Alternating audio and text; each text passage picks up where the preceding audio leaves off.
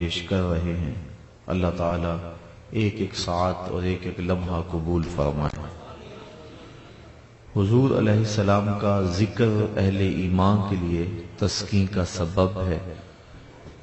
حضرت شیخ مہدی الفاسی مطالع المسرات شرح دلائل الخیرات میں لکھتے ہیں کہ آقا کریم کا ذکر سن کر جس شخص کے کلیجے میں ٹھنڈ نہیں پڑتی، اس کے سینے میں دھڑکنے والا دل کسی مومن کا دل ہی نہیں ہے۔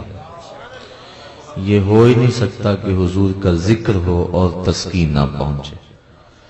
لوگ ہمیں پوچھتے ہیں کہ یہ میلاد کر رہے ہو، کہاں لکھا ہوا ہے؟ لکھے ہوئے کی کمی نہیں، ہمارے علماء دلائل کے انبار لگا دیتے ہیں، لیکن میں کہا کرتا ہوں کیا ذکر محبوب کے لیے بھی کسی دلیل کی ضرورت ہوتی ہے؟ کبھی ایسا ہوا ہے کہ بات پھولوں کی چھڑی ہو اور بلبل کہے لکھا کہاں ہے؟ کبھی سنا ہے کہ بات شمع کی چل رہی ہو اور پروانہ دلیلیں ڈھونڈ رہا ہو؟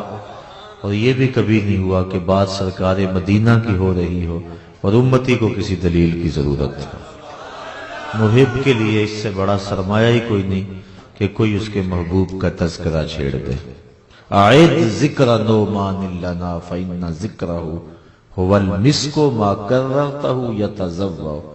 امام شافعی کہتے ہیں میرے محبوب کی باتیں چھیڑو، میرے ممدوح کا تذکرہ کرو، میرے محبوب کی باتیں ایسی کستوری ہے تم جوں جوں اسے چھیڑتے جاؤ گے خوشبو پھیلتی چلی جائے۔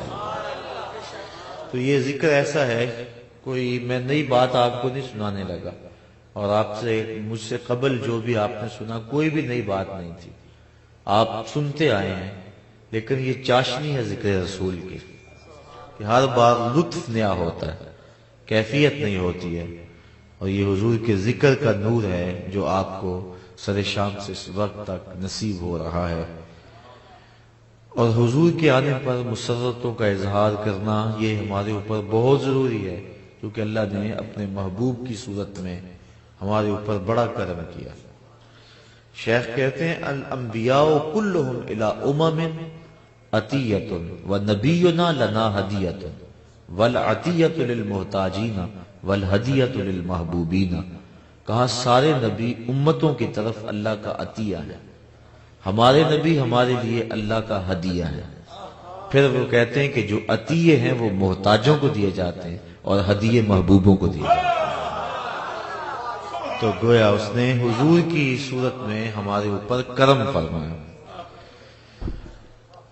اللہ تعالیٰ نے قرآن مجید میں فرمایا نا لقد من اللہ علی المؤمنین اذ بعث فیہم رسولا۔ یہاں ہمارے خطبہ جوش خطابت میں کیا جاتے ہیں کہ اللہ نے احسان کیوں جتلایا؟ اس لیے کہ اس نے اپنا محبوب دے دیا۔ میں کہتا ہوں محبوب نہیں دیا اس نے، رسول کا لفظ ہے یہاں۔ جو حضور کی محبوبیت ہے وہ عطا تو ہوئی لوگوں کو، حضور کی شان محبوبیت کے ساتھ جلوہ گر ہوئے، لیکن حضور کا سارا حسن لوگوں کی نظروں سے چھپا کے رکھا ہے۔ حضرت شاہ ولی اللہ محدث دہلوی علیہ رحمہ حضرت شاہ عبد الرحیم محدث دہلوی سے روایت کرتے ہیں کہ میرے باپ نے خواب میں حضور کی زیارت کی، اور جس نے حضور کو خواب میں دیکھا اس نے حضور کو ہی دیکھا۔ ابن ماجہ میں 6 طرق سے روایت مروی ہے۔ اور پھر جس نے حضور کو دیکھا حضور قصد مرضی سے اس کے خواب میں آئے۔ اور تیسری بات کہ جو حضور نے خواب میں عطا کیا وہ محض گمان اور خیال نہیں، حقیقت ہے۔ اور چوتھی بات امام بخاری نے روایت نقل کی ہے من رآنی فی المنام فسیرانی فی الیقظہ، فرمایا جس نے مجھے خواب میں دیکھا قریب جاگتے بھی دیکھ لے گا۔ شارحین لکھتے ہیں کبھی ایسا ہوتا ہے کہ بندے میں بخت جاگے ہوتے ہیں خواب میں، لیکن بیداری میں وہ مقدر نہیں اپنے خفتہ بیدار پاتا، تو یہ کیا ہوا کہ وہ جاگتے بھی دیکھ لے گا؟ تو علماء کہتے ہیں، شارحین کہتے ہیں حدیث اپنی جگہ پہ درست ہے، ساری زندگی نہ بھی دیکھ سکا، نزع کے وقت رخ محبوب سامنے ہوگا۔ اور ظہوری صاحب لکھتے ہیں کہ سوکھا نکلے سا ظہوری جے ویخ لواں مکھ تیرا۔ اگر اس وقت حضور نظر آ گئے، حضور کا دیدار ہو گیا تو چاہیے بھی کیا؟ تو یہ 4 چیزیں ذہن میں رکھے، جس نے حضور کو دیکھا اس نے حضور کو ہی دیکھا۔ فإن الشیطان لا یتمثل بہ، اور دوسرا قصد سے آئے، تیسرا جو عطا کیا وہ حقیقت میں، اور چوتھی بات کہ جس کو خواب میں زیارت کا شرف بخشا اس کو عالم بیداری میں بھی بخشے گا۔ اور شیخ عبدالعزیز دباغ مصری البریز میں لکھتے ہیں کہ جس کو حضور نے بیداری میں دیدار دے دیا 2999 درجے ولایت کے فوراً طے ہو جاتے ہیں۔ یہ حضور کے بیداری میں دیدار دینے کی برکتیں ہیں جو بندے کو فوراً نصیب ہوتی ہیں۔ اللہ اکبر۔ تو شاہ عبد الرحیم وجہ دہلی فرماتے ہیں میں نے حضور کو خواب میں دیکھا اور عرض کی حضور کہ فرمان ہے آپ کا ہی آنا املہ ہو و اخی یوسف اسبا ہو، میں نمکین حسن والا ہوں اور میرا بھائی یوسف میٹھے حسن والا تھا۔ وہاں تو زنانے مصر نے انگلیاں کاٹ لیں اور یہاں ایسا کوئی واقعہ نہیں پیش آیا، تو اس کی کیا وجہ ہے؟ تو حضور نے جو جواب دیا میں وہ آپ کے سامنے رکھ رہا ہوں۔ در سمین کے اندر شاہ صاحب نے اس کو بیان کیا، اب تو اس کا ترجمہ بھی مارکیٹ میں دستیاب ہے۔ کہا جمالی مستور عن اعین الناس غیرۃ من اللہ، اے عبد الرحیم اللہ نے غیرت کی وجہ سے میرے حسن کو لوگوں کی نظروں سے چھپا کے رکھا ہے۔ کوئی محب نہیں چاہتا کہ میرا محبوب کوئی دیکھے۔ وہ قتیل شفائی لکھتا ہے اس حد تلک بڑھ گئی ہے بے اعتمادی کہ تجھ کو تجھ سے بھی چھپانا چاہتا ہوں۔ وہ کہتا ہے میرا تو جی نہیں چاہتا کہ تو خود بھی دیکھے، تو آئینہ بھی دیکھے۔ اس حد تلک بڑھ گئی ہے بے اعتمادی کہ تجھ کو تجھ سے بھی چھپانا چاہتا ہوں۔ تو کہا کوئی محب نہیں چاہتا کہ میرا محبوب کوئی دیکھے، تو کہا اس نے بھی یہ نہیں چاہا کہ میرا محبوب کوئی دیکھے۔ جمالی مستور عن اعین الناس غیرۃ من اللہ، اس نے اپنی غیرت کی وجہ سے میرے حسن و جمال پہ پردے ڈالے، اور 70,000 پردے بشریت کے صوفیہ فرماتے ہیں حضور کے جمال پہ تھے، لیکن اس کے باوجود بھی نہیں دیکھا جاتا۔ صرف آپ دیکھیں کہ 25 کے قریب سے ابھی ہیں جو حضور کا حلیہ بیان کرتے ہیں، 25-30 لگا لیں، اس سے زیادہ ان کی تعداد نہیں ہے، جبکہ صحابی ہوتا ہی وہ ہے جس نے حضور کے رخ نور کو دیکھا۔ لیکن وہ ایک دوسرے سے پوچھتے تھے بتاؤ حضور کیسے تھے؟ تم نے نہیں دیکھا؟ کہا کب دیکھا ہے؟ دیکھ کر بھی نہیں دیکھا۔ اور جو حلیہ بیان کر سکتے تھے انہیں ناز ہوا کرتا تھا۔ حضرت ابو طفیل یہ صحابہ میں سب سے آخر میں فوت ہوئے 110 ہجری میں۔ ایک دن اونچے ٹیلے پہ کھڑے ہو گئے، حج کا موسم تھا، کہا لوگوں میرے قریب آؤ نا، اس وقت دنیا پہ کوئی نہیں ہے جس نے حضور کو دیکھا، یہ صرف میری آنکھیں ہیں جنہوں نے جمال والدحا کو دیکھا ہے۔ فخر ہے اس بات پہ۔ وہ ذوق نے کہا تھا نا ایک دن اپنے شاگردوں کو کہ آنے والی صدیاں تم پہ ناز کریں گی اے لوگو، تم نے ذوق کو دیکھا، ذوق سے باتیں کی ہیں۔ تو حضرت ابو طفیل کہتے ہیں کہ ان آنکھوں نے جمال جہاں آرا دیکھا ہے، آؤ مجھ سے پوچھو۔ لوگ قریب آئے، کہا صف لنا، بتائیں نا پھر حضور کیسے تھے؟ تو انہوں نے 3 لفظوں میں کہانی سنائی۔ کان رسول اللہ صلی اللہ علیہ وسلم ابیضا مقصدا ملیحا، کہا ایک تو گوری رنگت کے تھے، دوسرا درمیانی قد و قامت تھی، اور تیسرا نمکین حسن تھا۔ یہ 3 چیزیں حضرت ابو طفیل نے بیان فرمائی۔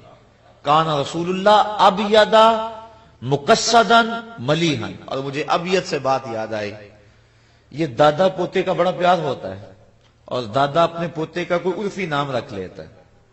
حضرت عبد المطلب نے حضور کا ایک عرفی نام رکھا ہوا تھا اور وہ یہی تھا ابیض۔ وہ جب حضور کو پکارتے تھے ابیض کہہ کے پکارتے تھے، او گوری رنگت والے، اللہ، یہ لفظ کہہ کے وہ حضور کو پکارتے تھے۔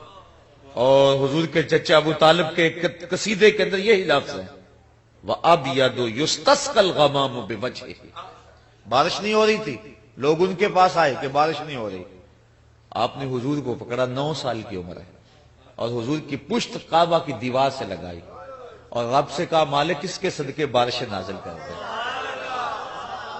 لوگ کہتے ہیں نبی کی بات کرنی ہے تو 40 سال کے بعد کی کہانی چھیڑو۔ یہ ابھی جو ہے وہ 2 جمعے ہوئے آپ کے شہر میں بڑی زوردار گفتگو ہوئی، لوگوں نے کہا کہ جو کچھ ہے 40 سال کے بعد ہے، تو میں نے اسی دن عصر کے بعد جا کر کے وہاں کہا، میں نے کہا تم کہتے ہو 40 سال کے بعد نبی کی سیرت شروع ہوتی ہے، میاں سیرت کی بات بعد میں کرنا، پہلے پیدا ہوتے صورت تو دیکھ لو، پہلے صورت تو دیکھو۔ رخ تو دیکھو، رخ کے آئینے میں مصور آہا سجا ہوا، اور ماتھے کی ہر لکیر پہ قرآن لکھا ہوا۔ اور میں نے کہا تم باقی رہی بات سیرت کی، تو سیرت بھی 40 سال کے بعد شروع نہیں ہوتی۔ جب حضرت حلیمہ سعدیہ دودھ پیش کرتی ہیں، حضور ایک پستان سے لیتے ہیں، پھر وہ دوسرا پستان پیش کرتی ہیں، حضور رخ پھیر دیتے ہیں۔ یہ بتلانا تھا کہ میرا اور بھائی ہے، اور میں عدل و انصاف کا سبق پڑھانے آیا ہوں، میں کسی کا حق قسم کرنے نہیں آیا۔ تم کہتے ہو 40 سال بعد سیرت شروع ہوتی ہے، یہاں تو حجرہ حلیمہ بھی شروع ہو رہی ہے۔ اگر غور کرو اس کا تو ایک ایک لمحہ پیغمبر ہے، ایک ایک ساعت پیغمبر ہے۔ تو حضور علیہ السلام کو کھڑا کر کے کہا کہ اے اللہ اس کے صدقے بارش نازل کر دے، تو فوراً چھم چھم بارش اتری۔ تو انہوں نے اس وقت ایک طویل قصیدہ لکھا جس کا یہ شعر ہے، وَأَبْيَضُ يُسْتَسْقَى الْغَمَامُ بِوَجْهِهِ، یہ میرا گوری رنگت والا بھتیجا جس کے چہرے کی برکت سے بارش اترتی ہے۔ سمال الیتامہ عصمت للارامل، بیواؤں کا آسرا اور یتیموں کا سہارا۔ جب 9 سال کی عمر ہے اس وقت کہہ رہے ہیں، اور وہ روایت آپ نے علماء سے بے شمار مرتبہ سنی ہوگی۔ حضرت انس بن مالک رضی اللہ تعالیٰ عنہ فرماتے ہیں حضور منبر فراز تھے کہ ایک شخص کھڑا ہو گیا، کہنے لگا کہ حضور ہم ہلاک ہو گئے، قحط سالی ہے، بارش نہیں ہو رہی۔ تو آقا کریم نے اللہ کی بارگاہ میں بارش کی دعا کے لیے ہاتھ اٹھائے۔ حضرت انس کہتے ہیں رضی اللہ تعالیٰ عنہ میں صحن میں بیٹھا ہوا تھا، اور میں نے دیکھا آسمان پہ بادل کا کوئی ٹکڑا نہیں تھا، لیکن ایک چھوٹا سا ٹکڑا آیا اور پھیل گیا پورے مدینے پہ، اور اتنی بارش ہوئی کہ مسجد نبوی کی چھت ٹپکنے لگی، اور آقا کریم کی داڑھی پہ تازہ جو ہے وہ اوپر سے قطرے بارش کے گر رہے تھے، اور میں نے حضور کے دانتوں کو مسکراتے ہوئے دیکھا۔ اور پھر حضور نیچے بیٹھ گئے اور فرمایا کوئی ہے جس کو میرے چچا کے شعر یاد ہوں؟ تو حضرت علی المرتضیٰ نے عرض کی حضور شاید آپ کی مراد ان شعروں سے ہے، اور پھر اس وقت یہ شعر دوبارہ پڑھے، وَأَبْيَضُ يُسْتَسْقَى الْغَمَامُ بِوَجْهِهِ، کہا آج میرے چچا ہوتے تو ان کے دل کو ٹھنڈ پڑ جاتی۔ وَأَبْيَضُ يُسْتَسْقَى الْغَمَامُ بِوَجْهِهِ سَمَالُ الْيَتَامَى عِصْمَةٌ لِلْأَرَامِلِ، تو اس دور میں بھی غریبوں، بیواؤں اور دکھیوں کی مدد کر رہے ہیں۔ تو یہ بات کر رہا تھا کہ ابیض کا لفظ جو ہے یہ حضور کے لیے بولا، اور دوسرا مقصد کی تشریح بھی بڑی طویل ہے، صرف قد کی میانہ روی نہیں، ہر عضو کا اعتدال علماء نے لکھا ہے۔ اور تیسرا ملیحن، نمکین حسن۔ تو کہا حضور آپ نے کہا ہوا ہے کہ انا ام لہو، میں نمکین حسن کا مالک ہوں، میرا بھائی یوسف میٹھے حسن کا مالک ہے، لیکن یہاں تو وہاں انگلیاں کٹ گئی، یہاں یہ معاملہ نہیں ہوا۔ تو کہا میرے حسن کو لوگوں کی نظروں سے اللہ نے چھپا کے رکھا ہے، اور چھپے ہوئے حسن کا عالم تھا کہ صحابہ دیکھ نہیں پاتے تھے۔ صرف 25 کے قریب صحابہ حضور کا حلیہ بیان کرتے ہیں۔ حضرت حسان بن ثابت رضی اللہ تعالیٰ عنہ فرماتے ہیں کہ میں جو حضور کا حلیہ بیان کر لیتا ہوں، میں اس لیے کر لیتا ہوں کہ میرے پاس دیکھنے کا ایک طریقہ تھا۔ غور کیجئے وہ کیا طریقہ تھا، کہتے ہیں فَلَمَّا نَظَرْتُ إِلَىٰ أَنْوَارِهِ فَوَدَاتُ كَفِّي عَلَىٰ عَيْنِي خَوْفًا مِّن ذِهَابِ بَصَرِي، میں اپنی آنکھوں پہ انگلیاں رکھ کے انگلیوں کی اوٹ سے دیکھتا تھا کہ حضور کے جلووں کی چمک سے میری آنکھوں کی بینائی نہ جاتی رہے۔ یہ چھپے ہوئے حسن کا عالم ہے، اور دیکھنے والا کون ہے؟ شاعر۔ اور آپ جانتے ہیں شاعر حسن دیکھنے میں بڑا دلیر ہوتا ہے، اور شاعر حسن چھپا ہوا دیکھتا ہے تو انگلیاں رکھ کے دیکھتا ہے، اور اگر وہ حسن بے نقاب ہوتا تو کیا ہوتا؟ یہی بہتر ہے کہ وہ پردے میں روح پوش رہے، وہ اگر پردہ اٹھا دے تو کسے ہوش نہیں۔ تو یہ حسن چھپا کے رکھا گیا ہے، تو اس لیے کہا یہ واقعہ نہیں ہوا۔ اعلیٰ حضرت نے اس کو ایک اور رنگ میں بیان کیا۔ آپ فرماتے ہیں حسن یوسف پہ کٹی مصر میں انگشت زنا، سر کٹاتے ہیں تیرے نام پہ مردان عرب۔ ولی دکنی سے لے کر غالب اقبال تک میں نے تقریباً ہر شاعر کو دیکھا ہے۔ تو میں نے کئی جگہ پہ یہ بات کہی ہے کہ تضاد کا شعر اردو ادب کے دامن میں اس جوڑ کا دوسرا میں نے نہیں دیکھا۔ تضاد ہے، ایک مصرے میں ایک بات کی جاتی ہے، دوسرے میں اس کی الٹ بات کی جاتی ہے۔ اب یہاں تضاد دیکھیے کتنے ہیں۔ حسن یوسف پہ کٹی مصر میں انگشت زنا، سر کٹاتے ہیں تیرے نام پہ مردان عرب۔ ایک طرف حسن ہے اور دوسری طرف صرف نام ہے، اور ایک طرف عورتیں ہیں اور دوسری طرف مرد ہیں. وہ عورتیں بھی Subscribe my channel and press the bell icon.